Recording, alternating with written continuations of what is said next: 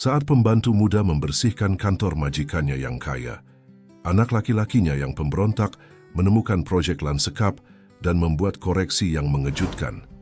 Anak itu, dengan tatapan polos, menunjukkan kesalahan yang tidak dilihat orang lain. Namun ketika koreksinya menarik perhatian keluarga kaya, sebuah kesempatan tak terduga terbuka bagi ibu dan anak itu.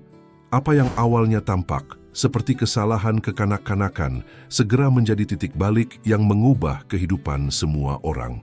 Jika kamu menyukai cerita ini, jangan lupa untuk subscribe ke channel kami dan beritahu kami dari kota mana kamu menonton. Kita lanjutkan. Bab 1, harapan baru di Istana Wijaya Mentari pagi, menyinari pucuk-pucuk pohon kelapa yang berjajar rapi di sepanjang jalan menuju kediaman megah keluarga Wijaya di Kebun Raya Bogor. Dewi Rahayu, gadis berusia 23 tahun, dengan wajah lelah namun tetap cantik, berjalan sambil menggandeng tangan putranya yang berusia 7 tahun, Andi Pratama. Keringat mengalir di pelipisnya, bukan hanya karena teriknya matahari pagi, tetapi juga karena kekhawatiran yang menyelimuti hatinya. "Andi, dengarkan ibu." Dewi berjongkok, menyamakan tingginya dengan putra kecilnya yang tampak tidak sabar. "Hari ini adalah hari pertama ibu bekerja di rumah besar ini.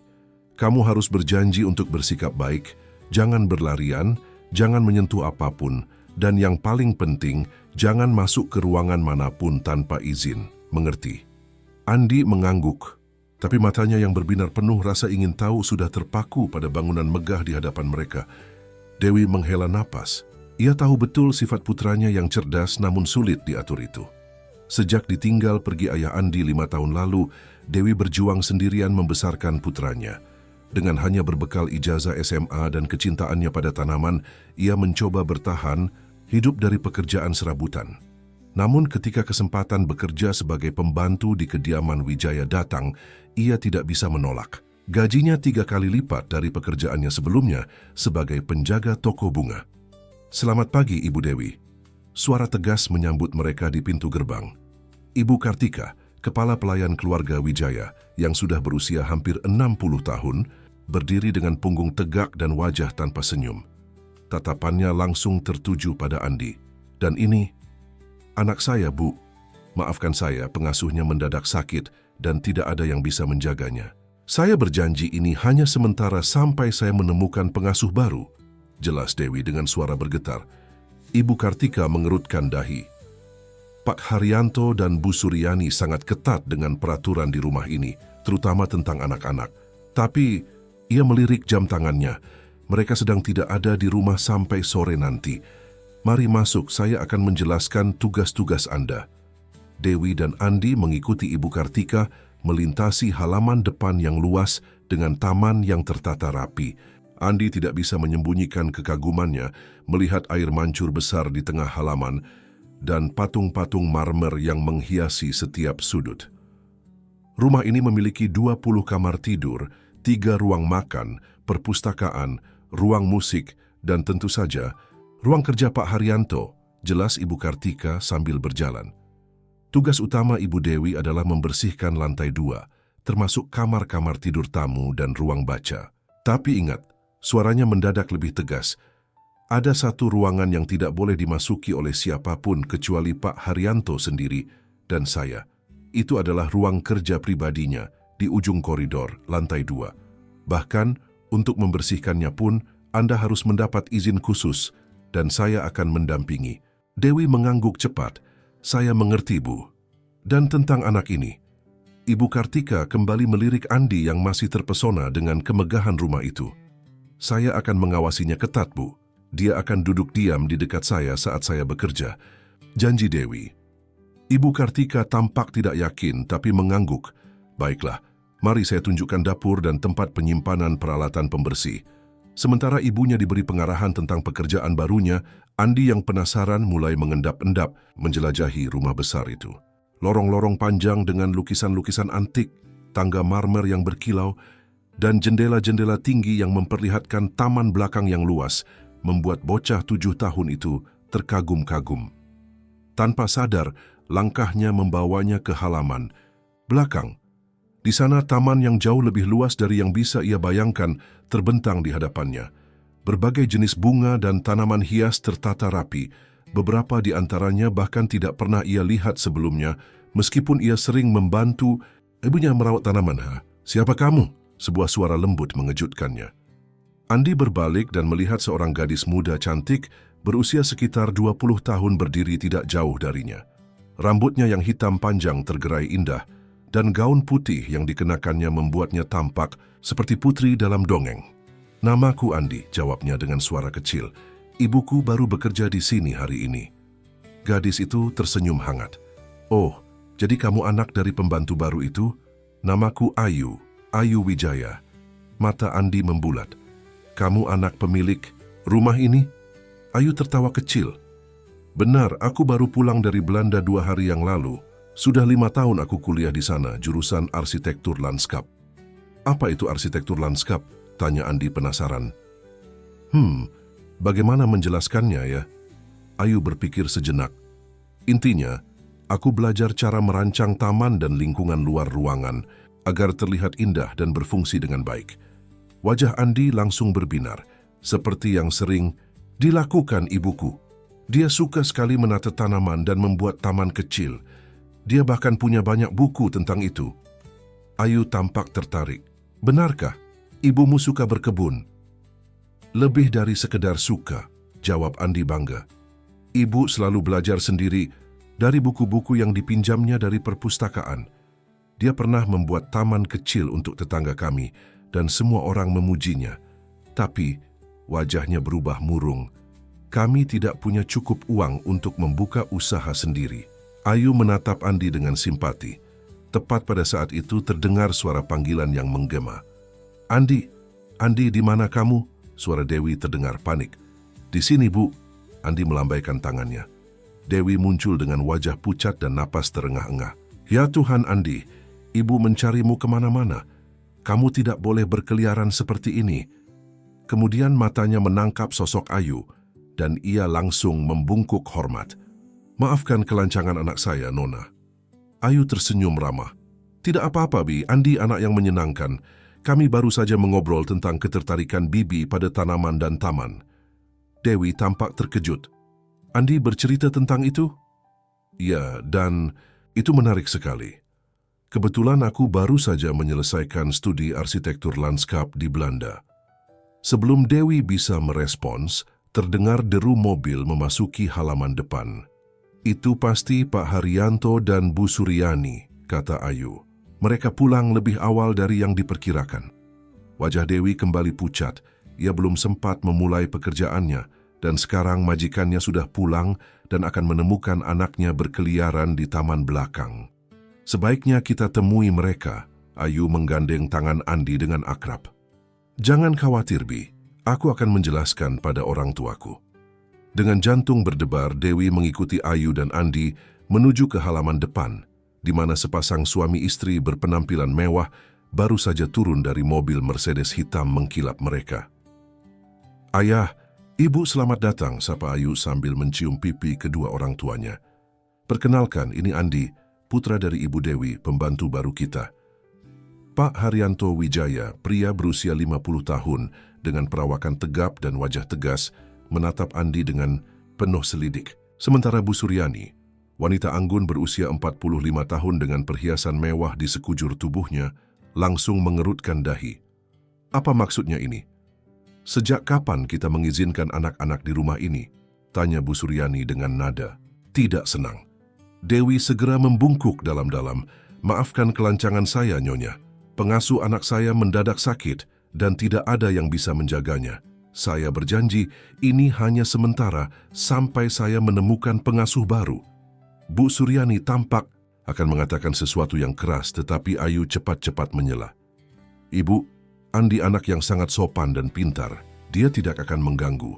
Lagi pula aku bisa mengajaknya bermain saat aku sedang tidak sibuk. Sudah lama aku ingin punya teman bermain di rumah ini." Pak Haryanto, yang sedari tadi diam, akhirnya angkat bicara. "Kamu baru saja pulang dari Belanda untuk membantu proyek renovasi taman kita, Ayu. Bukan untuk menjadi pengasuh anak." "Aku tahu, Ayah. Tapi aku bisa melakukan keduanya," jawab Ayu yakin. Pak Haryanto beralih menatap Dewi.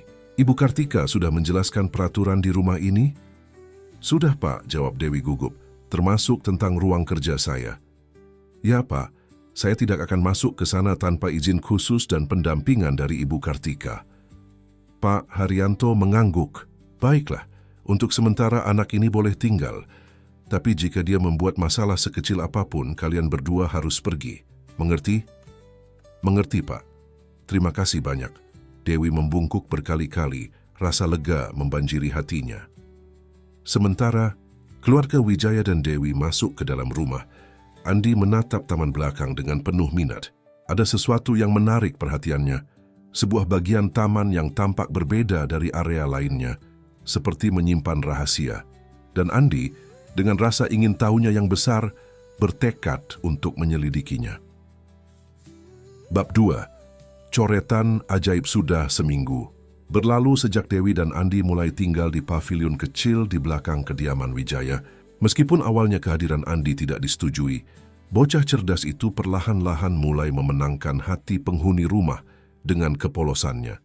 Bahkan Ibu Kartika yang terkenal kaku pun kadang terlihat tersenyum melihat tingkah laku Andi yang lucu.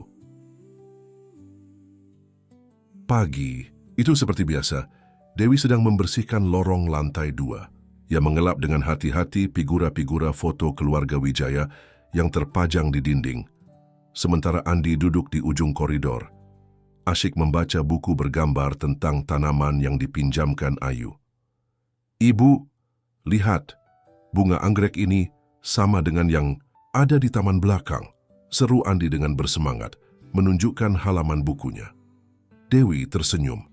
Iya, sayang, keluarga Wijaya memang punya koleksi anggrek yang sangat lengkap. Kata Ibu Kartika, Pak Haryanto sangat menyukai anggrek, langka. Tapi ada yang aneh dengan cara mereka menanamnya, gumam Andi dengan dahi berkerut. Di buku ini ditulis anggrek jenis itu butuh banyak sinar matahari, tapi yang di taman belakang ditanam di tempat teduh. Dewi baru akan menjawab ketika terdengar suara langkah kaki dan percakapan dari tangga. Ia cepat-cepat memberikan isyarat pada Andi untuk diam dan kembali fokus pada pekerjaannya. Pak Haryanto muncul bersama seorang wanita berpenampilan mewah yang belum pernah mereka lihat sebelumnya. Wanita itu berusia sekitar 40 tahun, dengan rambut disanggul rapi dan setelan kerja berwarna merah mencolok. Saya yakin Anda akan menyukai konsep yang saya buat, Pak Haryanto, kata wanita itu dengan suara yang terdengar angkuh. Renovasi. Taman Anda akan menjadi proyek prestisius yang akan menaikkan nama saya sebagai desainer lanskap terkemuka di Indonesia. Saya harap begitu, Bu Ratna, jawab Pak Haryanto datar. Bagaimanapun biaya yang Anda ajukan sangat tinggi. Saya berharap hasilnya sepadan. Mereka berjalan melewati Dewi yang membungkuk hormat, namun tidak memperhatikan keberadaan Andi di ujung koridor. Keduanya berhenti di depan ruang kerja Pak Haryanto. Mari kita diskusikan detailnya di ruang kerja saya. Pak Haryanto membuka pintu dan mempersilakan wanita itu masuk. Andi memperhatikan dengan penuh minat. Jadi, wanita itu adalah perancang taman yang akan merenovasi taman belakang rumah ini. Entah mengapa, ia merasakan ketidaksukaan terhadap wanita bernama Ratna tersebut. Mungkin karena sikapnya yang angkuh, atau mungkin karena tatapannya yang dingin. Beberapa jam kemudian, ketika Dewi sedang membersihkan kamar tamu di lantai 2, Andi yang merasa bosan memutuskan untuk turun ke bawah. Ia bermaksud mencari Ayu, yang biasanya selalu punya cerita menarik atau permainan seru. Namun ketika sampai di lantai bawah, ia tidak menemukan siapapun kecuali beberapa pelayan yang sibuk di dapur. Dengan langkah ringan, Andi berjalan menuju halaman belakang, tempat favoritnya di rumah besar ini. Tapi sebelum sampai ke pintu belakang, ia mendengar suara-suara dari ruang makan. Penasaran, ia mengintip dari balik pintu yang sedikit terbuka. Di dalam, Pak Haryanto, Bu Suryani, Ayu, dan Bu Ratna sedang berdiskusi di depan meja makan besar yang dipenuhi dengan kertas-kertas berisi gambar dan diagram. Desain Anda terlalu konvensional, Bu Ratna, kata Ayu dengan nada profesional yang belum pernah didengar Andi sebelumnya. Padahal taman ini punya potensi untuk menjadi sesuatu yang Benar-benar inovatif. Bu Ratna tersenyum tipis. Tapi Andi bisa melihat kilatan tidak senang di matanya. Saya sudah merancang taman untuk hotel-hotel berbintang dan rumah-rumah pejabat tinggi, Nona Ayu. Dengan segala hormat, pengalaman kuliah Anda di luar negeri tidak sebanding dengan pengalaman praktis saya selama 20 tahun. Itu benar, Ayu, tambah Bu Suryani. Bu Ratna adalah desainer lanskap paling terkemuka di Indonesia saat ini. Ayahmu membayar mahal untuk jasanya. Ayu tampak akan membalas, tapi Pak Haryanto mengangkat tangannya. Sudahlah, kita akan melihat proposal final Bu Ratna minggu depan. Jika memang tidak sesuai dengan harapan kita, masih ada waktu untuk revisi.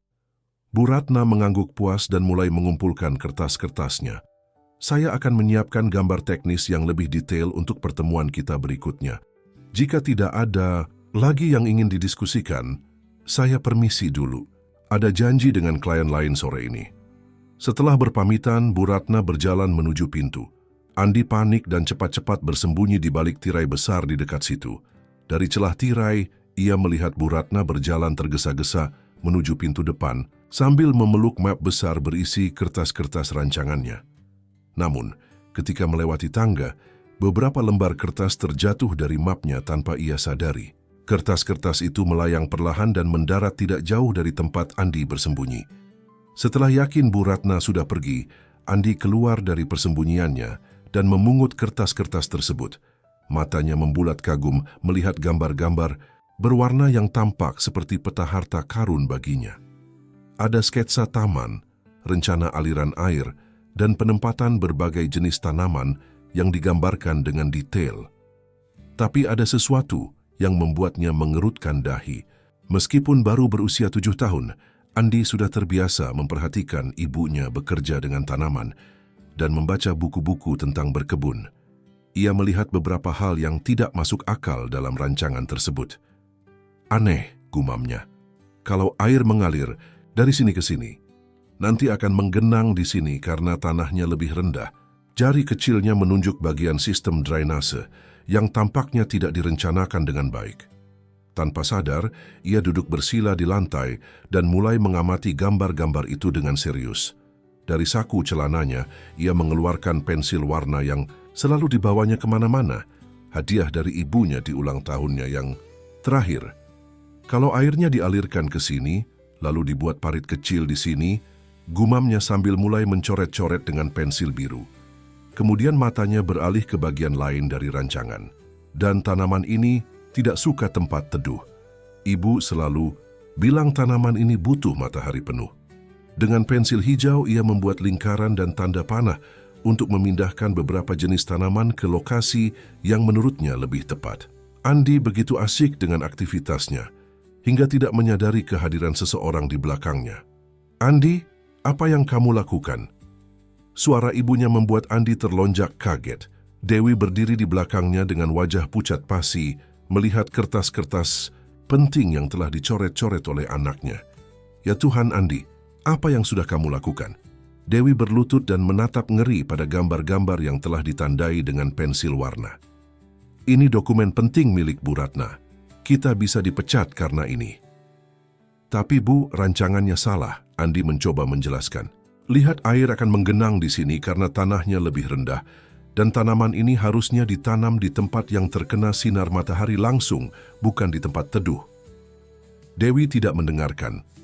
Dengan panik, ia mencoba menghapus coretan pensil warna dari kertas-kertas itu, tapi justru membuatnya semakin berantakan. Ada apa ini? Suara Ayu mengejutkan keduanya. Gadis itu berdiri di ambang pintu, menatap dengan penasaran. Nona Ayu, maafkan kami. Dewi berdiri dengan gugup. Andi menemukan kertas-kertas ini terjatuh dan dia mencoret-coretnya. Ayu menyelesaikan kalimat Dewi sambil mendekati mereka. Ia mengambil salah satu kertas dan mengamatinya dengan seksama. Dewi menunduk, siap menerima kemarahan. Tapi di luar dugaan, wajah Ayu justru menunjukkan ketertarikan. Andi, kenapa kamu memindahkan tanaman-tanaman ini? Tanyanya sambil menunjuk coretan Andi. Karena tanaman itu butuh sinar matahari langsung, Kak. Di buku yang kakak pinjamkan, ditulis seperti itu, jawab Andi polos. Ayu berjongkok untuk melihat gambar lainnya. Dan ini, kenapa kamu mengubah aliran airnya? Kalau dibuat seperti gambar awal, airnya akan menggenang di sini karena tanahnya lebih rendah. Lebih baik dialirkan ke sini dulu, lalu dibuat parit kecil ke arah sana. Ayu terdiam sejenak lalu tiba-tiba tertawa kecil. Astaga, kamu benar. Aku bahkan tidak menyadarinya saat melihat rancangan ini tadi. Ia mengacak-acak rambut Andi dengan, "Kemas, kamu punya mata yang jeli, Andi." Dewi menatap putrinya dengan bingung. "Nona Ayu tidak marah?" "Marah? Kenapa harus marah?" Andi baru saja menemukan kesalahan besar dalam rancangan Bu Ratna yang bahkan tidak disadari oleh ayahku atau aku. Ayu mengumpulkan kertas-kertas itu dengan hati-hati. Ini bisa menjadi bukti bahwa Bu Ratna tidak seteliti yang dia klaim. Tapi, apa yang akan Nona lakukan dengan kertas-kertas ini? Bu Ratna pasti akan mencarinya. Ayu berpikir sejenak, lalu tersenyum misterius. "Biar aku yang urus. Bu Ratna tidak akan tahu bahwa kertasnya hilang dan ditemukan oleh Andi." Ia mengedipkan mata pada Andi. "Ini akan menjadi rahasia kecil kita bertiga, oke?" Andi mengangguk, bersemangat, sementara Dewi masih tampak khawatir. "Jangan khawatir, Bi Dewi. Aku akan melindungi kalian," janji Ayu sambil menyimpan kertas-kertas itu ke dalam tasnya. "Sekarang bagaimana kalau kita bermain di taman? Aku ingin mendengar lebih banyak ide Andi tentang tanaman." Sementara mereka berjalan menuju taman belakang, Dewi tidak bisa menahan perasaan gelisahnya. Ia tahu anaknya tidak bermaksud buruk, tapi ia juga tahu bahwa masalah baru saja dimulai. Apa yang akan terjadi jika Bu Ratna mengetahui bahwa rancangannya telah dikoreksi oleh seorang anak berusia 7 tahun? Atau lebih buruk lagi, jika Pak Haryanto dan Bu Suryani mengetahui bahwa anak pembantunya telah lancang mengoreksi pekerjaan desainer profesional yang mereka bayar mahal? Namun di sisi lain, melihat Andi yang begitu bersemangat menjelaskan pengetahuannya tentang tanaman kepada Ayu membuat hatinya hangat. Mungkin untuk pertama kalinya, bakat alami putranya akan mendapat pengakuan yang layak. Bab 3. Rencana. Rahasia malam itu, Dewi tidak bisa tidur. Ia berbaring di tempat tidur sempit di pavilion belakang, menatap langit-langit sambil memikirkan kejadian siang tadi. Di sampingnya, Andi sudah terlelap dengan damainya, tidak menyadari kekhawatiran yang berkecamuk di hati ibunya. Sejak kecil, Dewi selalu tahu bahwa putranya memiliki kecerdasan di atas rata-rata. Meski tidak pernah mendapat pendidikan formal tentang tanaman dan berkebun, Andi mampu menyerap pengetahuan hanya dengan memperhatikan ibunya bekerja dan membaca buku-buku yang dipinjam dari perpustakaan. Tapi hari ini, kemampuan Andi terlihat lebih dari sekadar kecerdasan biasa, ada bakat alami yang luar biasa. "Apa yang harus kulakukan?" bisiknya pada diri sendiri. Di satu sisi ia bangga melihat bakat putranya diakui oleh seseorang seperti Ayu. Tapi di sisi lain ia takut bakat itu justru akan mendatangkan masalah bagi mereka berdua. Ketukan pelan di pintu membuyarkan lamunannya. Dewi bergegas bangun dan membuka pintu. Terkejut mendapati Ayu berdiri di sana dengan jaket dan senter di tangannya. "Nona Ayu, ada apa malam-malam begini?" tanya Dewi khawatir. "Maaf mengganggu, Bi," bisik Ayu. "Tapi aku perlu bicara dengan Bibi tentang Andi dan rancangan tadi." Dewi melirik ke arah Andi yang masih tertidur pulas, lalu keluar dan menutup pintu dengan hati-hati. Mereka duduk di kursi kayu kecil di teras pavilion. "Aku sudah mempelajari coretan-coretan Andi dengan seksama," Ayu memulai. "Dan Bibi tahu apa? Dia benar tentang semuanya. Semua koreksinya dari sistem drainase hingga penempatan tanaman tepat dan bahkan lebih efisien dari rancangan Bu Ratna." Dewi menatap Ayu dengan tidak percaya. "Benarkah?" "Benar. Dan bukan hanya itu," Ayu mengeluarkan beberapa lembar kertas dari tasnya. "Lihat, aku sudah membuat simulasi komputer berdasarkan ide-ide Andi. Perbandingan antara rancangan Bu Ratna dan versi yang dikoreksi Andi menunjukkan perbedaan signifikan dalam efisiensi penggunaan air dan kelangsungan hidup tanaman." Dewi menatap. Kertas-kertas berisi grafik, dan diagram yang ditunjukkan Ayu dengan bingung. Ia tidak memahami detailnya, tapi bisa melihat bahwa Ayu telah melakukan analisis mendalam. Lalu, apa yang akan Nona lakukan dengan informasi ini? Tanya Dewi hati-hati. Ayu tersenyum misterius. Itulah yang ingin kubicarakan dengan Bibi. Aku punya rencana, tapi aku butuh persetujuan Bibi. Rencana apa? Aku ingin menyimpan salinan rancangan yang sudah dikoreksi Andi dan mengembalikan dokumen asli ke tempat Bu Ratna, menjatuhkannya besok pagi, seolah-olah tidak pernah ditemukan. Lalu saat Bu Ratna mempresentasikan rancangan finalnya minggu depan, aku akan menunjukkan kelemahan-kelemahan rancangannya berdasarkan analisis yang kubuat dari coretan Andi. Dewi menggeleng cepat. Tidak, itu terlalu berisiko, Nona. Bagaimana jika Bu Ratna tahu bahwa koreksi itu berasal dari Andi? Atau bagaimana jika Pak Haryanto dan Bu Suryani marah karena saya tidak bisa mengontrol anak saya? Mereka tidak akan tahu, Ayu meyakinkan. Aku akan mengatakan bahwa aku sendiri yang melakukan analisis itu. Andi tidak akan disebutkan sama sekali. Tetap saja Dewi ragu. Bibi, Ayu menggenggam tangan Dewi. Aku tahu Bibi khawatir, tapi pikirkan ini. Jika rencana ini berhasil, proyek renovasi taman ini bisa menjadi kesempatan besar bagi Bibi dan Andi. Maksud Nona? Ayahku adalah pengusaha yang sangat menghargai bakat dan kejujuran. Jika dia tahu bahwa rancangan Bu Ratna memiliki kelemahan serius yang bisa menyebabkan pemborosan jutaan rupiah, dia akan sangat berterima kasih pada orang yang menyelamatkannya dari kerugian itu. Dewi masih tampak tidak yakin. Dan lagi, lanjut. Hayus, bukankah Bibi pernah bercerita bahwa Bibi bermimpi membuka usaha lanskap sendiri suatu hari nanti? Ini bisa menjadi langkah pertama menuju mimpi itu. Perkataan Ayu membuat Dewi termenung. Memang benar, sejak lama ia bermimpi memiliki usaha lanskap sendiri, tapi keadaan ekonomi dan tanggung jawabnya sebagai orang tua tunggal membuatnya harus mengesampingkan mimpi itu. Jadi, apa Bibi setuju? Tanya Ayu penuh harap. Setelah beberapa saat berpikir, Dewi akhirnya mengangguk pelan. Baiklah, tapi Nona harus berjanji bahwa Andi tidak akan terlibat langsung. Saya tidak ingin dia mendapat masalah. Aku janji. Ayu tersenyum lega. Oh, dan satu lagi. Besok aku akan mengajak Andi melihat-lihat bagian lain dari taman kita. Ada sesuatu yang ingin kutunjukkan padanya. Sesuatu apa? Tanya Dewi penasaran. Sebuah bagian tua dari taman yang jarang dikunjungi. Ada beberapa tanaman langka di sana yang kurasa akan menarik minat Andi. Ayu berdiri, bersiap untuk kembali ke rumah utama. Jangan khawatir, Bi. Semuanya akan baik-baik saja. Sementara Ayu berjalan kembali ke rumah utama, Dewi tidak bisa menahan perasaan bahwa ada sesuatu yang lebih besar yang tidak diceritakan gadis itu padanya.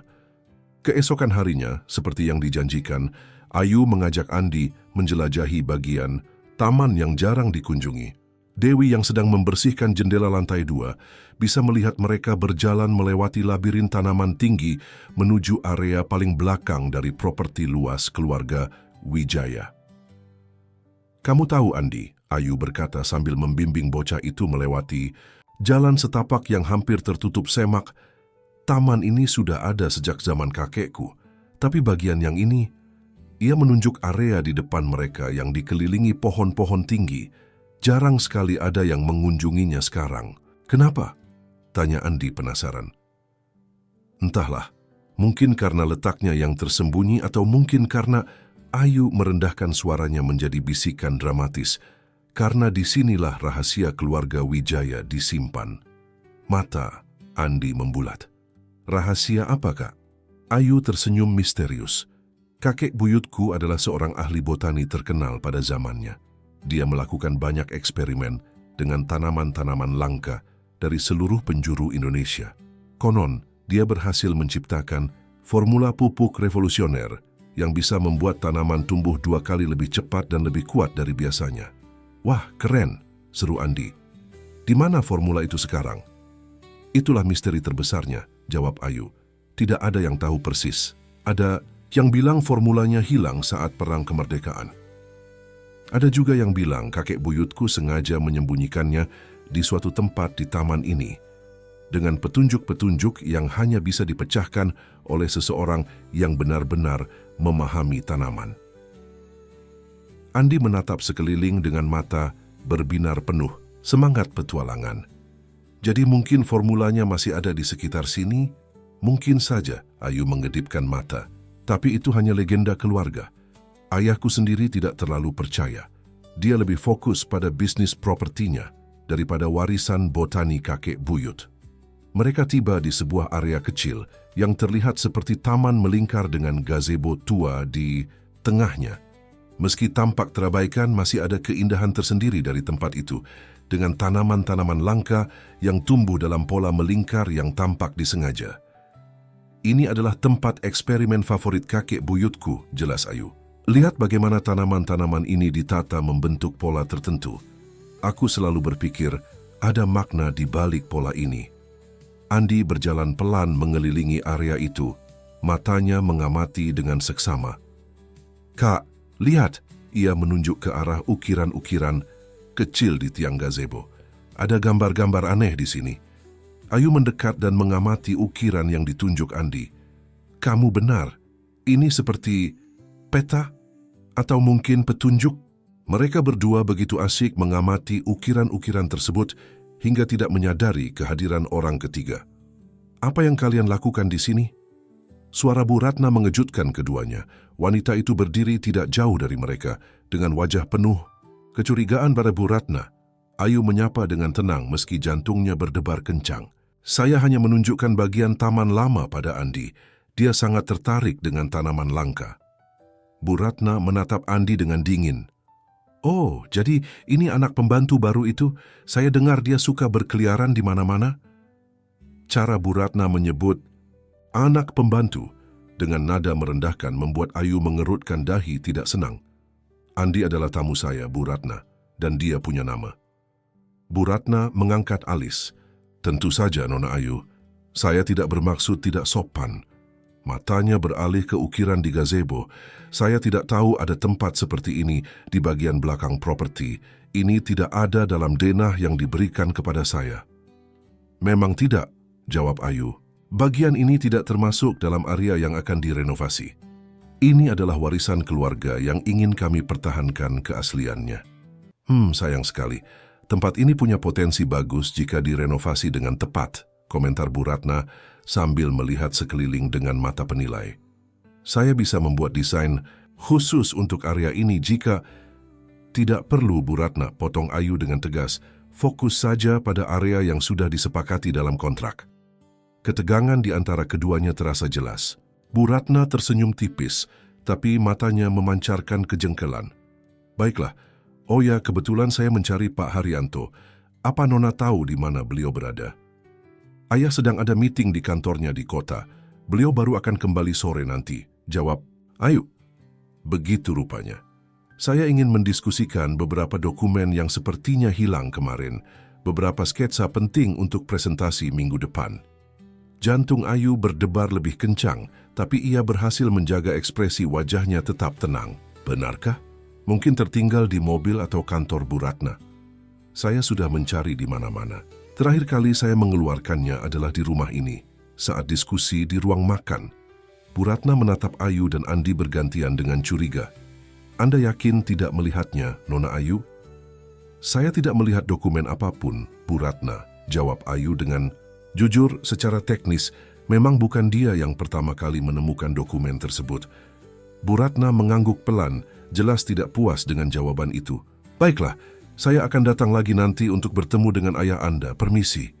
Setelah Bu Ratna pergi, Andi menarik-narik tangan Ayu. Kak, kenapa Bu Ratna tidak suka padaku? Ayu tersenyum dan mengacak-acak rambut Andi.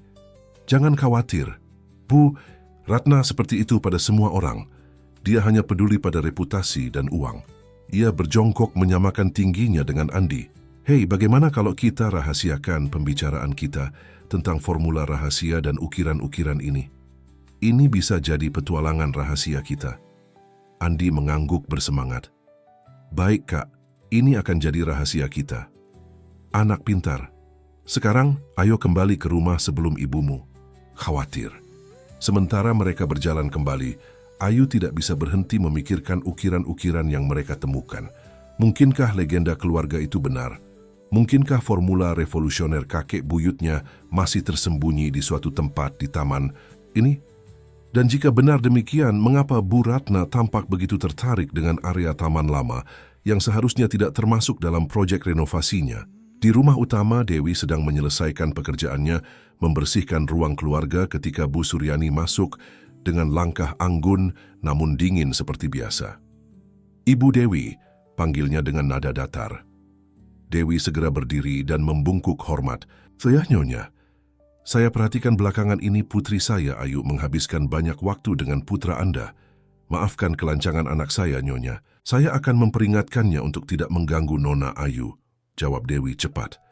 Bu Suryani mengangkat tangannya. "Bukan itu maksud saya. Sebenarnya saya belum pernah melihat Ayu seantusias ini sejak kembali dari Belanda. Sepertinya putra Anda membawa pengaruh positif baginya." Dewi menatap Bu Suryani dengan terkejut. "Terima kasih, Nyonya.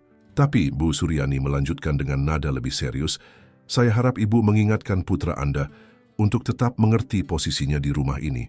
Ayu mungkin bersikap seperti teman, tapi ada batas-batas yang tidak boleh dilupakan." "Tentu, Nyonya. Saya akan bicara padanya." Bu Suryani mengangguk puas. "Bagus. Oh, dan satu lagi, Pak Haryanto meminta dokumen penting di ruang kerjanya dirapikan. Ibu Kartika sedang sakit, jadi Ibu yang harus melakukannya.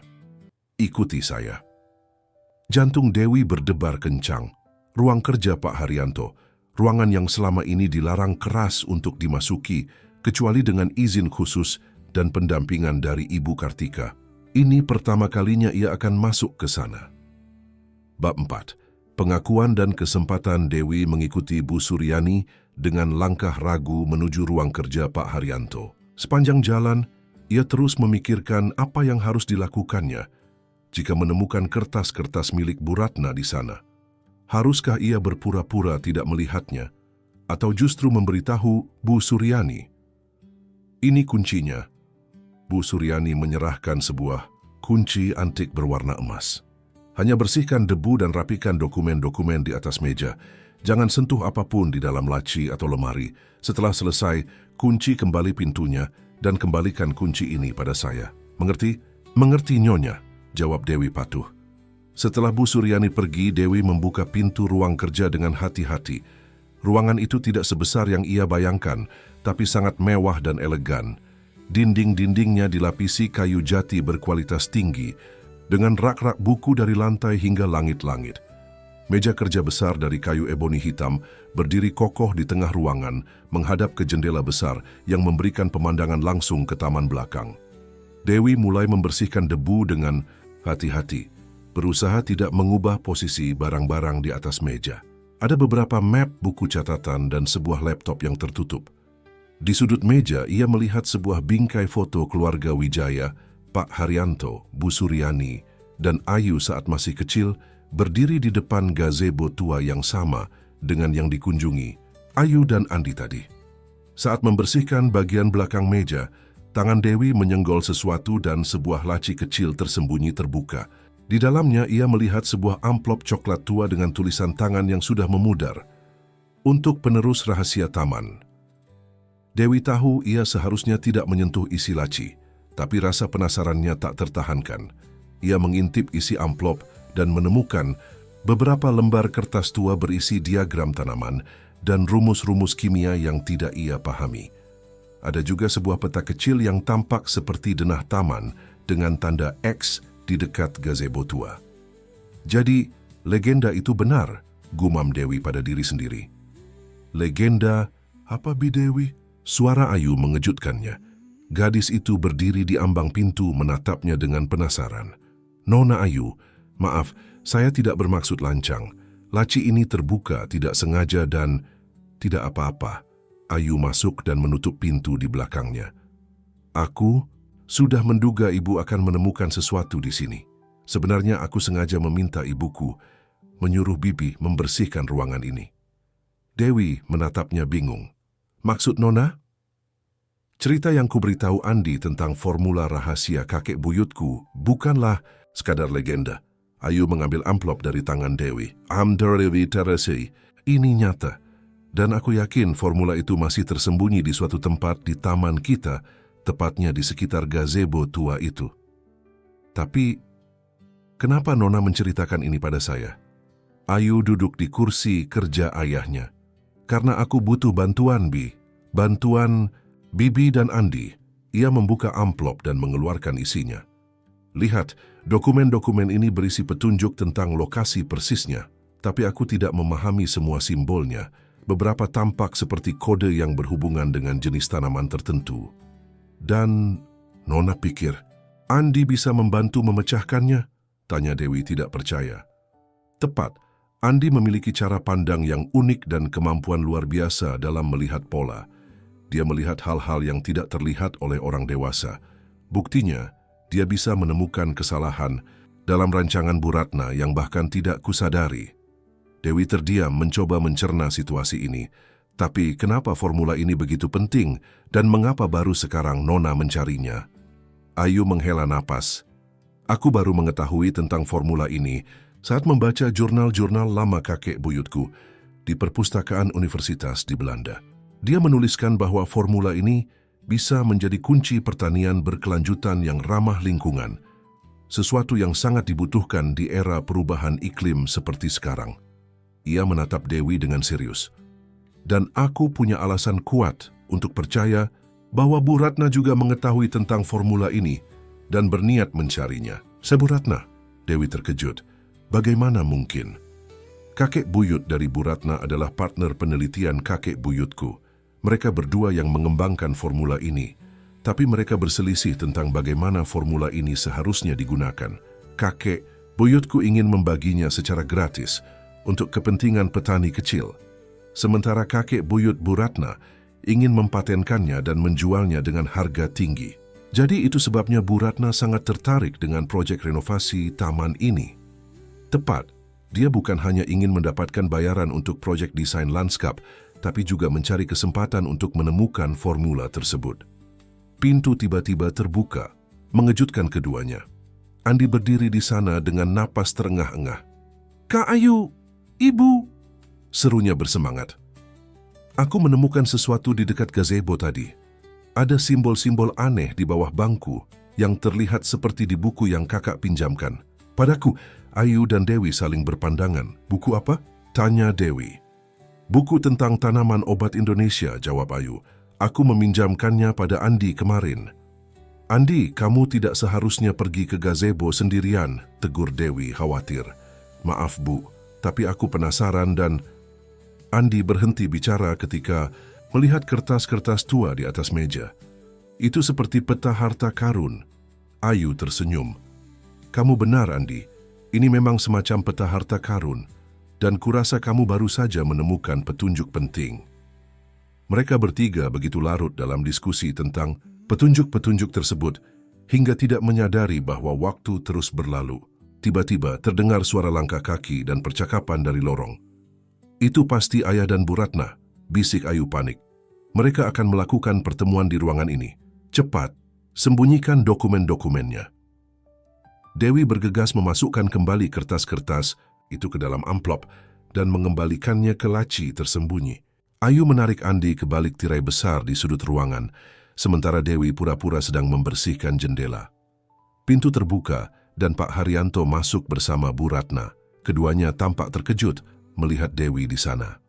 Ah, Ibu Dewi, Pak Haryanto menyapa dengan alis terangkat. Saya tidak tahu Anda sedang membersihkan ruang kerja saya. Maaf Pak, Bu Suryani yang meminta saya untuk membersihkannya. Saya baru saja selesai, jawab Dewi gugup.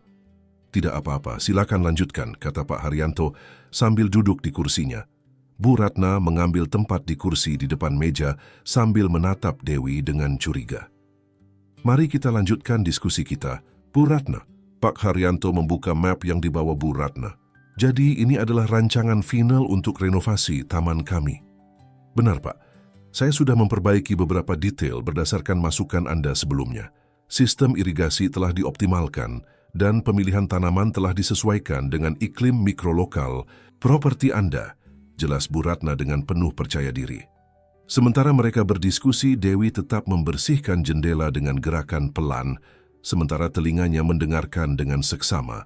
Di balik tirai, Ayu dan Andi juga mendengarkan, dengan Ayu sesekali mengintip melalui celah tirai. Pak Haryanto memperhatikan gambar-gambar dengan seksama. Tapi saya masih khawatir dengan sistem drainase di area ini. Jika hujan lebat, sepertinya air akan menggenang di sini. Bu Ratna tampak terkejut. Astida. Oh tidak, Pak. Saya sudah memperhitungkan kemiringan tanah dengan presisi. Air akan mengalir lancar ke saluran pembuangan utama. Saya tidak yakin, Pak Haryanto mengerutkan dahi, dan tanaman-tanaman ini, bukankah mereka butuh sinar matahari langsung, tapi Anda menempatkannya di area yang cukup teduh? Wajah Bu Ratna mulai menunjukkan kegelisahan. Saya bisa menjelaskannya. Varietas tanaman yang saya pilih adalah jenis yang toleran terhadap naungan parsial. Benarkah? Pak Haryanto tampak skeptis. Saya bukan ahli botani, tapi putri saya, Ayu, pernah mengatakan bahwa jenis tanaman ini justru membutuhkan sinar matahari penuh untuk pertumbuhan optimal. Di balik tirai, Ayu tersenyum puas. Ayahnya telah mengingat informasi yang sengaja ia sampaikan beberapa hari lalu. Bu Ratna mulai terlihat defensif. Dengan segala hormat, Pak Haryanto, saya sudah berpengalaman puluhan tahun dalam bidang ini. Mungkin putri Anda salah mengingat informasi tersebut. Mungkin saja, Pak Haryanto mengangguk. Tapi bagaimana dengan masalah ini? Ia menunjuk bagian lain dari rancangan. Kolam ikan koi yang Anda rancang terlalu dekat dengan area tanaman yang membutuhkan pupuk intensif. Bukankah limpasan pupuk bisa mencemari air kolam dan membahayakan ikan-ikan mahal saya? Kali ini, Bu Ratna benar-benar terlihat bingung. Saya akan meninjau ulang bagian itu, Pak. Dan satu lagi, Pak Haryanto melanjutkan. Anda merencanakan untuk membongkar gazebo tua di bagian belakang taman dan menggantikannya dengan pavilion modern. Ya, gazebo itu sudah tua dan tidak sesuai dengan konsep desain baru, jawab Bu Ratna. Aneh, Pak Haryanto meletakkan kertas-kertas itu di meja. Saya tidak ingat pernah meminta Anda untuk merenovasi area itu. Bahkan, saya yakin sudah mengatakan bahwa gazebo tersebut adalah warisan keluarga yang ingin kami pertahankan. Wajah Bu Ratna memucat. Saya pikir kita sedang membicarakan renovasi total, Pak. Tentu saja, jika Anda ingin mempertahankan gazebo itu, saya akan menyesuaikan rancangan. Pak Haryanto menatap Bu Ratna dengan tajam. Bu Ratna, saya mulai merasa ada sesuatu yang tidak beres dengan proyek ini. Anda mengklaim sebagai profesional terkemuka di bidang Anda, tapi rancangan Anda penuh dengan kesalahan mendasar yang bahkan saya, seorang pengusaha properti tanpa latar belakang desain lanskap, bisa mendeteksinya.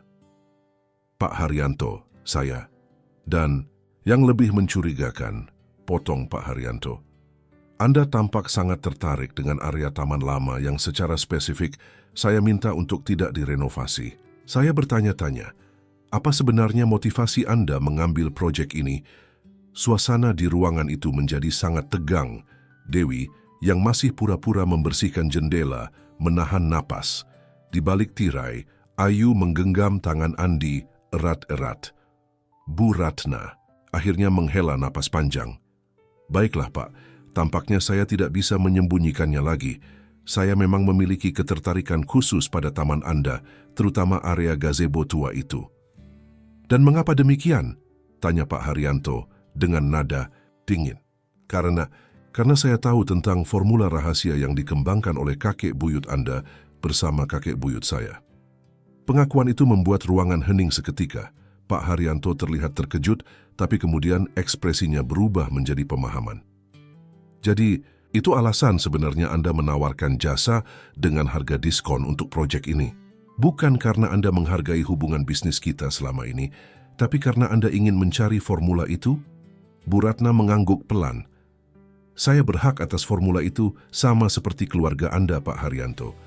Kakek buyut saya adalah partner penelitian yang sama pentingnya dalam pengembangan formula tersebut. Mungkin benar, kata Pak Haryanto, tapi cara Anda mendekati masalah ini dengan tipu muslihat dan kebohongan. membuat saya mempertanyakan integritas Anda. Bagaimana saya bisa mempercayai desainer yang bahkan tidak jujur tentang motif dasarnya? Bu Ratna tampak akan membantah, tapi kemudian urung, wajahnya menunjukkan rasa bersalah. Saya pikir kita sudahi saja pertemuan ini, Pak Haryanto berdiri. Saya akan mencari desainer lanskap lain untuk proyek ini, dan mengenai formula itu, jika memang masih ada, kita bisa mendiskusikannya secara terbuka dan jujur di lain waktu. Bu Ratna berdiri dengan wajah merah karena malu. Saya mengerti, Pak. Saya minta maaf atas ketidakjujuran saya. Ia mengumpulkan kertas-kertasnya dan bersiap pergi. Tapi sebelum mencapai pintu, ia berhenti dan menatap Dewi yang masih membersihkan jendela. "Tunggu sebentar," kata Bu Ratna tiba-tiba. "Bagaimana Anda bisa mengetahui semua kesalahan dalam rancangan saya, Pak Haryanto? Anda bukan ahli lanskap atau botani." Pak Haryanto terlihat bingung. "Apa maksud Anda?" "Keberatan-keberatan yang Anda ajukan sangat spesifik dan teknis, seperti seseorang telah mempelajari rancangan saya dengan seksama dan memberitahu Anda kelemahan-kelemahannya." Bu Ratna menatap Dewi dengan curiga. "Atau mungkin seseorang telah melihat dan mengoreksi rancangan awal saya yang hilang tempo hari." Dewi merasakan jantungnya berdegup kencang. Ia tidak berani menatap Bu Ratna. "Saya tidak mengerti apa yang Anda bicarakan, Bu Ratna," kata Pak Haryanto tegas. "Saya memiliki cukup pengalaman dan pengetahuan untuk menilai kualitas sebuah rancangan. Dan sekarang saya mohon Anda untuk pergi." Bu Ratna masih tampak tidak puas, tapi ia tidak punya pilihan selain menuruti permintaan Pak Haryanto. Dengan langkah berat, ia meninggalkan ruangan. Setelah pintu tertutup, Pak Haryanto menghela napas panjang. "Ibu Dewi, Anda bisa berhenti berpura-pura membersihkan jendela sekarang." Ia berjalan ke arah tirai besar di sudut ruangan dan menyibaknya. "Dan kalian berdua juga bisa keluar dari persembunyian." Ayu dan Andi terlihat kaget. "Ayah tahu kami ada di sini?" "Tentu saja," Pak Haryanto tersenyum tipis. "Tidak. Banyak yang luput dari perhatian saya di rumah ini." Ia menatap ketiga orang di hadapannya. "Sekarang kurasa kalian punya banyak hal untuk dijelaskan padaku. Terutama," ia menatap Andi. "Bagaimana bocah 7 tahun ini bisa menemukan kesalahan dalam rancangan seorang desainer lanskap profesional?" Bab 5. Petunjuk dalam kebun keheningan. Menyelimuti ruang kerja Pak Haryanto, Andi bersembunyi di belakang ibunya, setengah takut, setengah penasaran dengan reaksi sang pemilik rumah.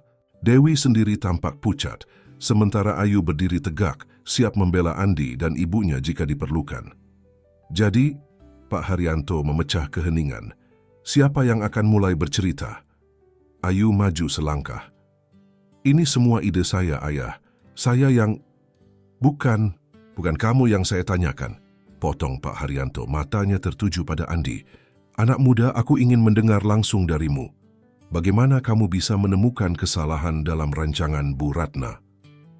Andi menatap ibunya, mencari persetujuan. Dewi mengangguk pelan, meski wajahnya masih diliputi kekhawatiran.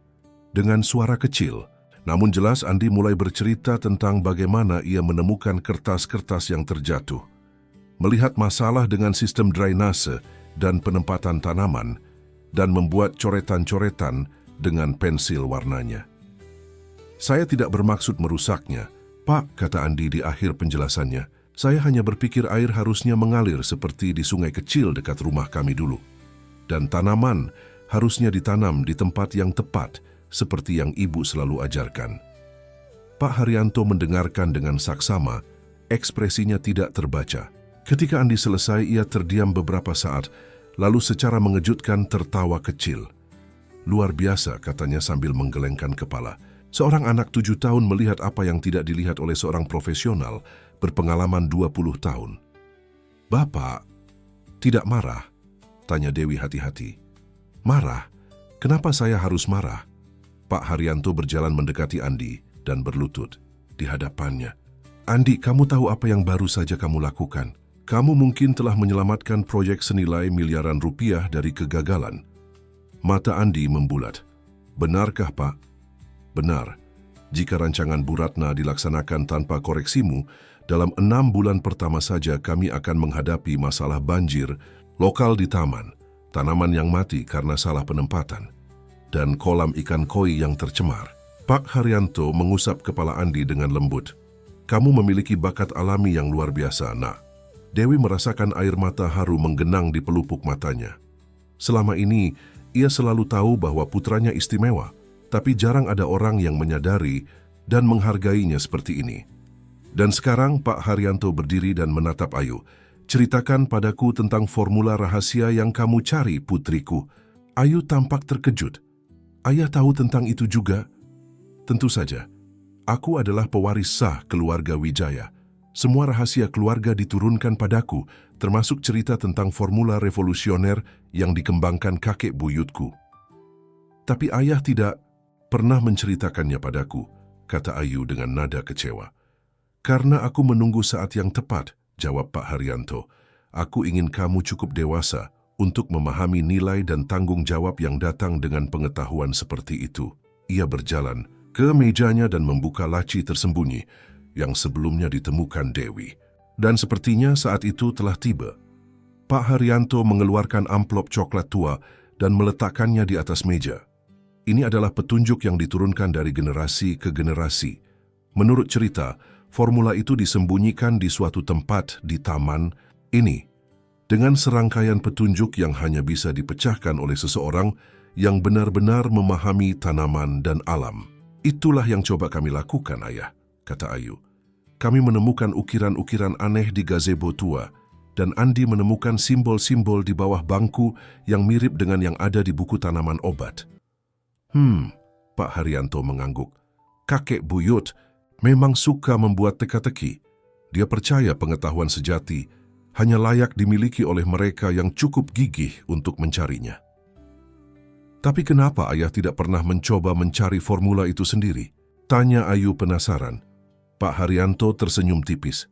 Aku sudah mencobanya beberapa kali malah, tapi tampaknya aku tidak memiliki pengetahuan botani yang cukup untuk memecahkan semua petunjuknya. Ia menatap Andi dengan penuh arti. Mungkin kita membutuhkan cara pandang segar dan naluri alami yang belum dirusak oleh konvensi. Maksud ayah, Andi? Ayu menatap bocah kecil itu dengan takjub. Tepat. Andi telah membuktikan kemampuannya dalam melihat hal-hal yang terlewatkan oleh orang dewasa. Pak Haryanto berpaling pada Dewi. Ibu Dewi, apakah Anda keberatan jika putra Anda membantu kami mencari formula ini?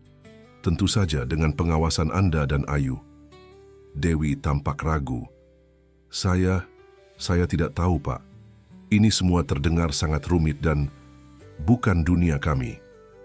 Ibu, Andi menarik tangan ibunya. Aku ingin membantu.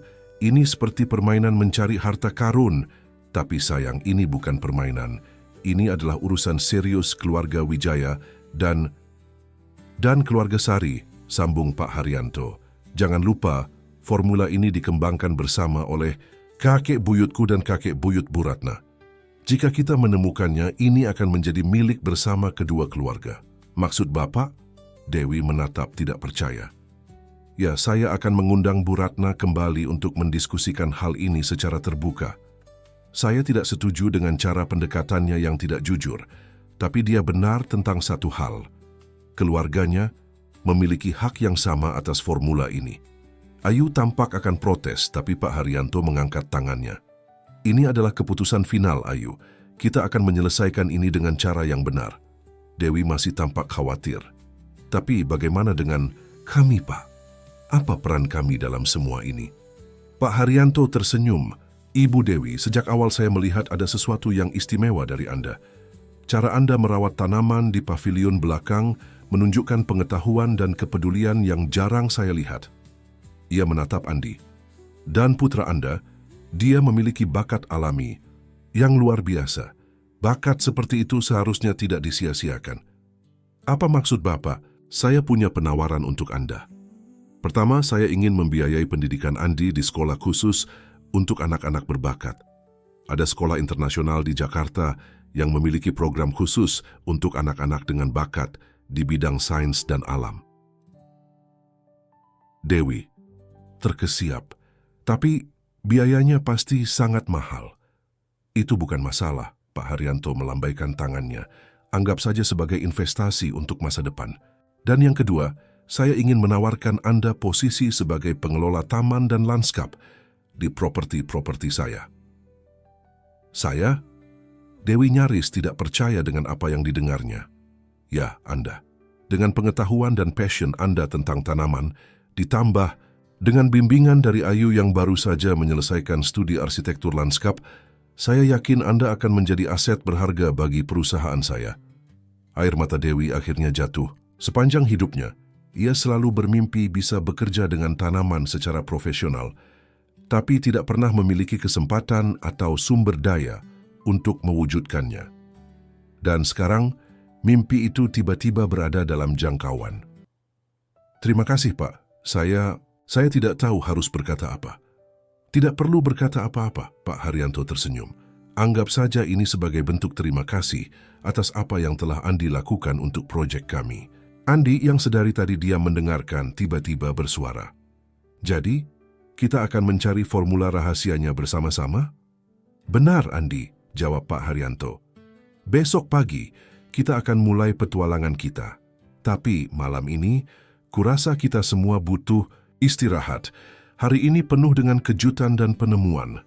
Keesokan paginya Pak Haryanto, Ayu, Dewi, dan Andi berkumpul di gazebo tua. Pak Haryanto juga telah mengundang Bu Ratna yang datang dengan sikap lebih rendah hati dari biasanya. Terima kasih sudah memberikan saya kesempatan kedua, Pak Haryanto, kata Bu Ratna saat tiba. Kita semua berhak atas kesempatan kedua, Bu Ratna, terutama ketika menyangkut warisan keluarga yang begitu penting. Mereka mulai mempelajari petunjuk-petunjuk yang ada. Andi dengan cepat menemukan bahwa ukiran-ukiran di gazebo sebenarnya adalah representasi dari pola tanam tertentu. Setiap tanaman yang disebutkan dalam petunjuk memiliki posisi spesifik yang, jika dihubungkan, membentuk sebuah peta. Lihat, seru Andi bersemangat menunjuk ke sekeliling gazebo. Tanaman-tanaman ini ditanam membentuk pola bintang. Dan di tengah pola bintang itu, Bu Ratna mengikuti arah yang ditunjukkan Andi. Ada pohon nangka tua, sambung Ayu. Mereka semua bergegas ke pohon nangka besar yang berdiri kokoh tidak jauh dari gazebo. Pohon itu tampak sangat tua, dengan batang yang besar dan akar-akar yang menyembul dari tanah. Menurut petunjuk, rahasianya tersembunyi di antara akar dan langit, kata Pak Haryanto, membaca catatan tua dari amplop coklat. Mereka semua menatap pohon dengan bingung. Di antara akar dan langit bisa berarti di mana saja di sepanjang batang pohon. Mungkin ada ruang tersembunyi di batang pohon, usul Bu Ratna. Atau mungkin di tanah di sekitar akar, tambah Ayu. Sementara orang dewasa berdiskusi, Andi memperhatikan pohon dengan seksama. Sesuatu menarik perhatiannya. Sebuah tonjolan aneh di salah satu akar besar yang menyembul dari tanah. Tonjolan itu tampak seperti benjolan alami, tapi bentuknya terlalu teratur untuk menjadi sesuatu yang terbentuk secara alami. Ibu lihat, Andi berlutut di dekat akar tersebut. Semua orang mendekat dan melihat apa yang ditunjuk Andi. Pak Haryanto berlutut dan memeriksa tonjolan itu dengan hati-hati. Ini seperti pintu kecil, gumamnya, mencoba membuka tonjolan tersebut. Dengan sedikit usaha, tonjolan itu terbuka, menampakkan sebuah ruang kecil di dalam akar pohon. Di dalamnya terdapat kotak logam yang sudah berkarat, tapi masih tertutup rapat. Astaga, Bu Ratna berbisik dengan takjub. Kita menemukannya. Pak Haryanto mengeluarkan kotak itu dengan hati-hati dan meletakkannya di atas bangku gazebo. Semua orang berkumpul mengelilinginya, dengan napas tertahan menanti apa yang ada di dalamnya. Ini adalah momen bersejarah bagi kedua keluarga kita, kata Pak Haryanto, menatap Bu Ratna. Apapun yang ada di dalam kotak ini adalah warisan bersama kita. Bu Ratna mengangguk, matanya berkaca-kaca. Terima kasih, Pak Haryanto. Saya menyesal telah mencoba mendapatkannya dengan cara yang tidak jujur. Yang penting kita sekarang bersama-sama di sini. Pak Haryanto tersenyum lalu menatap Andi. Dan kita tidak akan sampai di sini tanpa bantuan mata jeli dan pikiran cemerlang Andi. Dengan tangan sedikit gemetar, Pak Haryanto membuka kotak logam tersebut. Di dalamnya terdapat beberapa tabung kaca kecil berisi cairan berwarna keemasan, beberapa kantong benih yang telah disegel dengan lilin, dan sebuah buku catatan tebal yang terbungkus plastik kedap udara. "Ini dia," bisik Ayu dengan takjub, mengambil buku catatan itu dengan hati-hati. Jurnal penelitian kakek buyut dan semua rumus kimianya. Dan ini Bu Ratna mengangkat salah satu tabung kaca. Pastilah prototipe formula pupuk revolusioner itu. Dan benih-benih ini, tambah Dewi, memeriksa kantong-kantong kecil. Mungkin adalah varietas tanaman khusus yang mereka kembangkan dengan formula tersebut. Pak Haryanto menatap Andi yang masih terpukau dengan penemuan mereka. "Kamu tahu apa artinya ini, Andi? Kamu baru saja membantu menemukan sesuatu yang mungkin bisa mengubah cara kita bercocok tanam di masa depan. Sesuatu yang bisa membantu mengatasi kelaparan dan memperbaiki lingkungan." Mata Andi berbinar. "Benarkah, Pak? Jadi ini lebih keren dari harta karun bajak laut?" Semua orang tertawa. "Jauh lebih keren," jawab Pak Haryanto. "Harta karun bajak laut hanya membuat orang kaya secara material, tapi penemuan ini bisa membuat banyak orang hidup lebih baik." Sementara mereka mulai mempelajari isi kotak tersebut, matahari bersinar cerah di atas taman seolah alam sendiri merayakan penemuan mereka. Angin sepoi-sepoi menggoyangkan daun-daun pohon nangka tua, menciptakan melodi alam yang menenangkan. Dewi menatap putranya dengan bangga. Siapa sangka perjalanan mereka sebagai pembantu dan anak pembantu di rumah besar ini akan membawa mereka pada petualangan luar biasa seperti ini. Dan lebih dari itu, siapa sangka bakat alami putranya yang selama ini hanya bisa ia dukung secara terbatas, kini akan mendapat pengakuan dan kesempatan untuk berkembang sepenuhnya. Ibu Andi menarik tangannya, membuyarkan lamunannya. Kenapa orang dewasa suka menyembunyikan hal-hal yang bisa membantu orang lain? Pertanyaan polos itu membuat semua orang terdiam. Pak Haryanto dan Bu Ratna saling berpandangan, tiba-tiba tersadar akan ironi situasi mereka. Selama beberapa generasi, kedua keluarga menyimpan rahasia formula ini, masing-masing dengan alasannya sendiri, sementara formula itu mungkin bisa membantu begitu banyak orang jika dibagikan. "Itu pertanyaan yang sangat bagus, Andi," kata Pak Haryanto akhirnya. "Dan aku tidak yakin kami punya jawaban yang baik untuknya. Karena kadang-kadang," tambah Bu Ratna dengan suara lembut, "orang dewasa terlalu sibuk memikirkan siapa yang benar dan siapa yang salah, sehingga mereka lupa apa yang sebenarnya penting." Andi mengangguk, meski tidak sepenuhnya memahami. Baginya dunia masih sederhana. Jika sesuatu bisa membantu orang lain, mengapa tidak membaginya? "Jadi apa yang akan kita lakukan dengan formula ini sekarang?" tanya Ayu, menyuarakan pertanyaan yang ada di benak semua orang. Pak Haryanto menatap Bu Ratna, lalu Dewi dan Andi, dan akhirnya pada putrinya. "Kurasa sudah waktunya kita melakukan apa yang seharusnya dilakukan oleh kakek buyut kita sejak awal. Membagikan pengetahuan ini untuk kebaikan bersama." "Maksud Ayah?" "Kita akan membentuk tim peneliti untuk mempelajari, mengembangkan, dan menyempurnakan formula ini. Lalu alih-alih mempatenkannya untuk keuntungan pribadi, kita akan membuatnya tersedia untuk umum, terutama bagi para petani kecil dan komunitas yang membutuhkannya." Bu Ratna tampak terkejut. "Tapi, potensi keuntungannya sangat besar jika kita mempatenkannya." Memang Pak Haryanto mengangguk, tapi seperti yang Andi katakan, mengapa menyembunyikan sesuatu yang bisa membantu orang lain? Setelah beberapa saat berpikir, Bu Ratna akhirnya tersenyum dan mengangguk. "Anda benar, Pak Haryanto. Mungkin inilah saatnya kita memperbaiki kesalahan masa lalu dan melakukan hal yang benar." Matahari mulai condong ke barat, menandakan hari yang hampir berakhir. Tapi bagi Dewi dan Andi, ini adalah awal dari babak baru dalam hidup mereka, babak yang penuh dengan janji dan harapan. Sementara mereka semua berjalan kembali ke rumah utama. Dengan kotak berharga di tangan Pak Haryanto, Andi berlari-lari kecil di depan. Matanya berbinar melihat taman yang sebentar lagi akan menjadi tempat. Ibunya bekerja bukan sebagai pembantu, tapi sebagai pengelola yang dihormati. Dan di sudut matanya, Ia seolah melihat tanaman-tanaman di taman itu membungkuk, memberikan penghormatan pada bocah kecil yang telah membantu mengungkap rahasia yang telah lama tersembunyi di antara mereka. Bab 6. Taman Harapan 6 bulan telah berlalu sejak penemuan formula rahasia di bawah pohon nangka tua. Kediaman keluarga Wijaya kini tampak berbeda. Taman yang dulunya hanya indah secara estetika, kini telah bertransformasi menjadi perpaduan sempurna antara keindahan dan inovasi.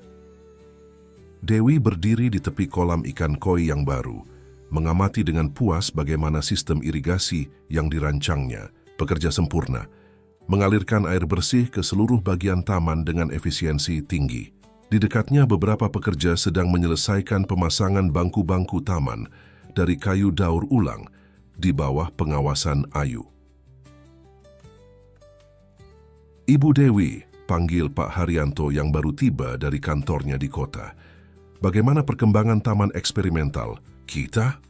Dewi tersenyum dan membungkuk hormat. Sangat baik, Pak.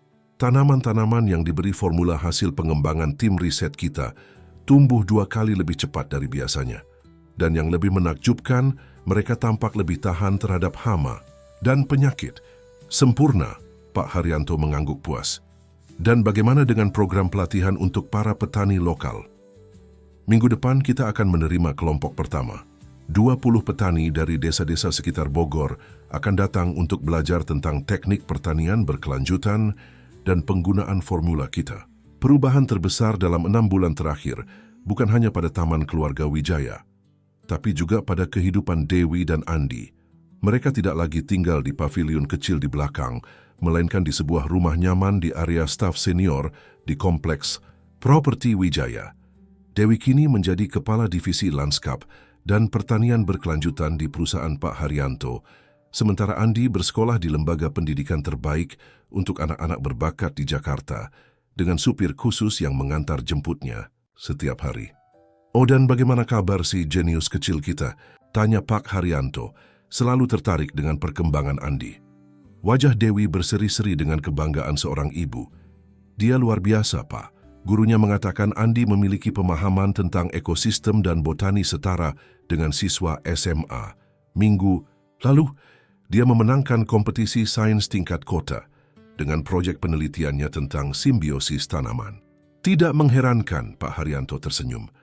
Anak itu memiliki bakat alami yang luar biasa. Kita beruntung menemukannya. Tidak, Pak.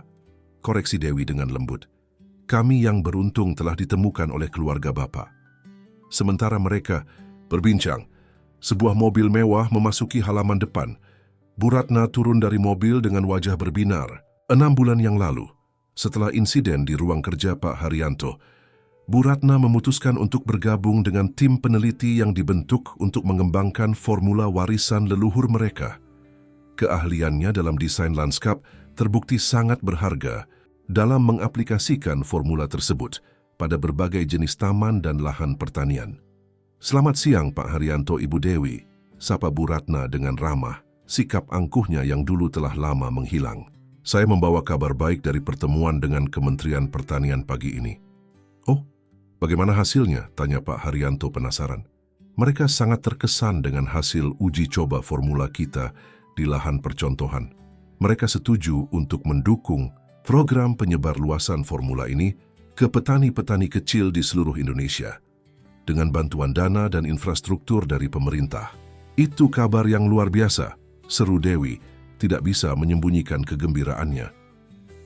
Memang, Bu Ratna tersenyum lebar, dan ada satu lagi, UNESCO tertarik untuk menjadikan taman eksperimental kita sebagai situs percontohan untuk pendidikan pertanian berkelanjutan di Asia Tenggara.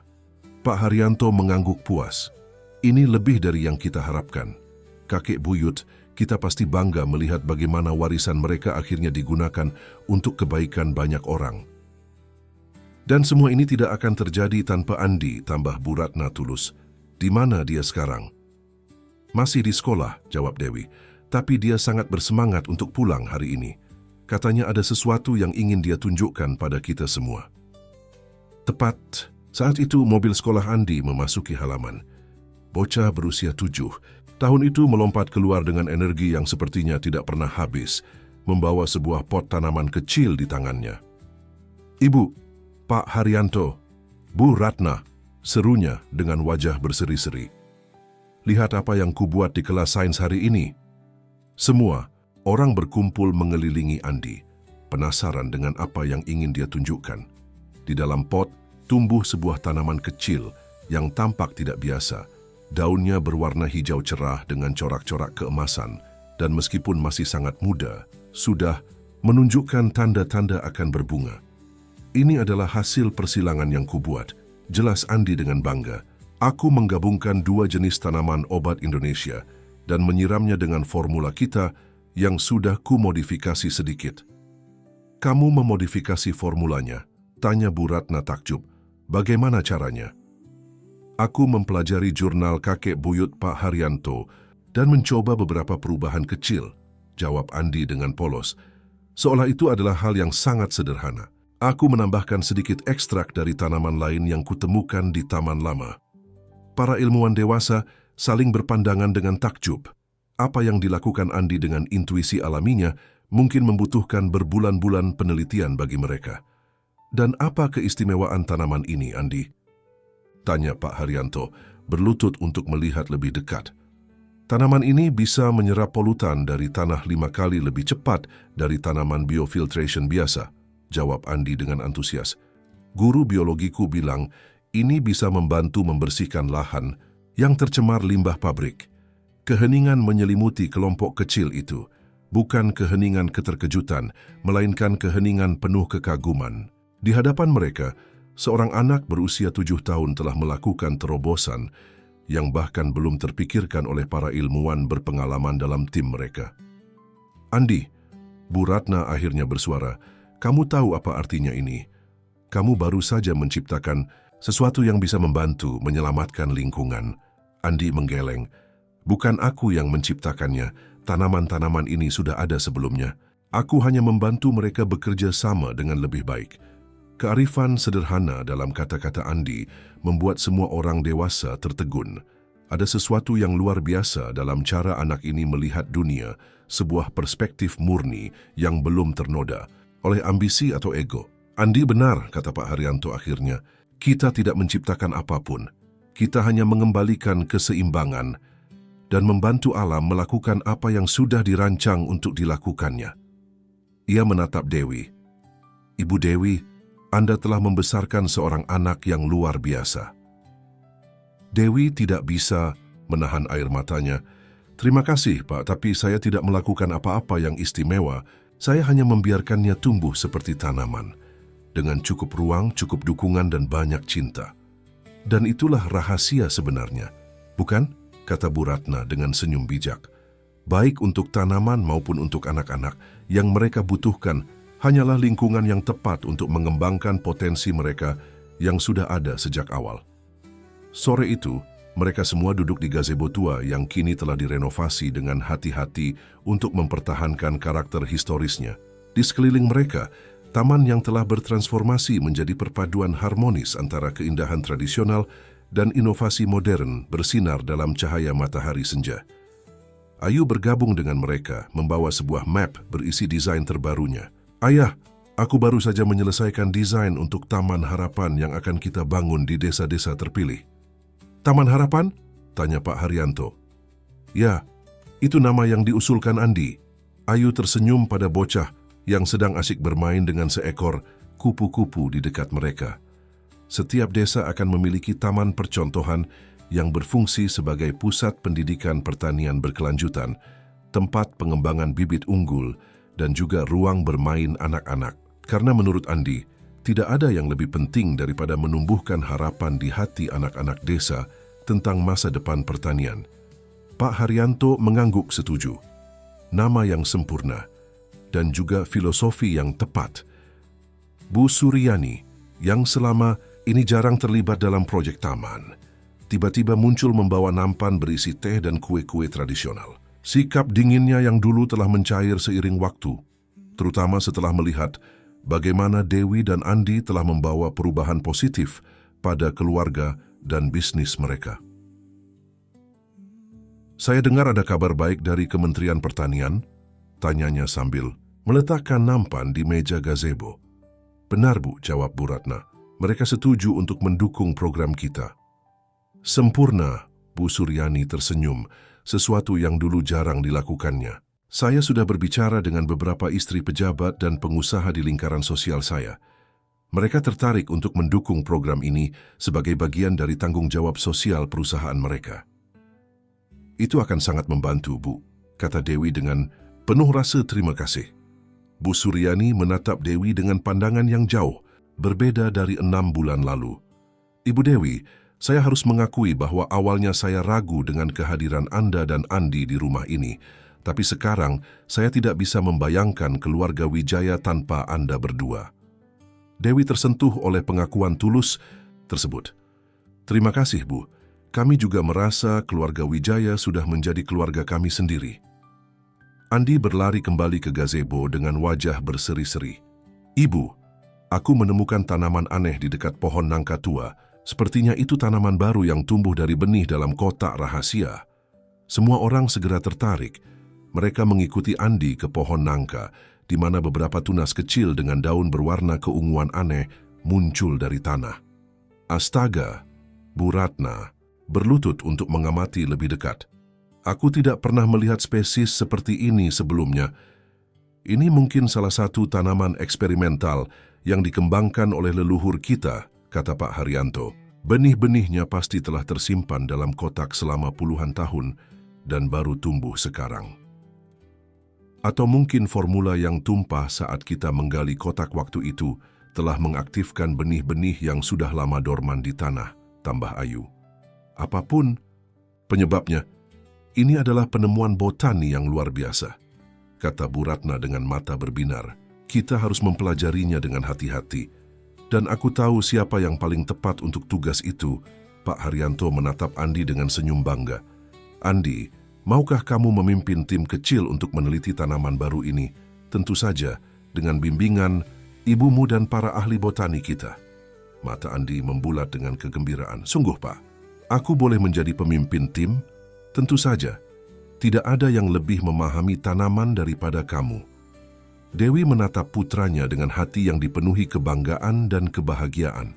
Dari seorang anak pembantu yang bahkan tidak seharusnya berada di rumah ini, Andi kini telah menjadi bagian integral dari sebuah proyek besar yang mungkin akan mengubah masa depan pertanian di Indonesia.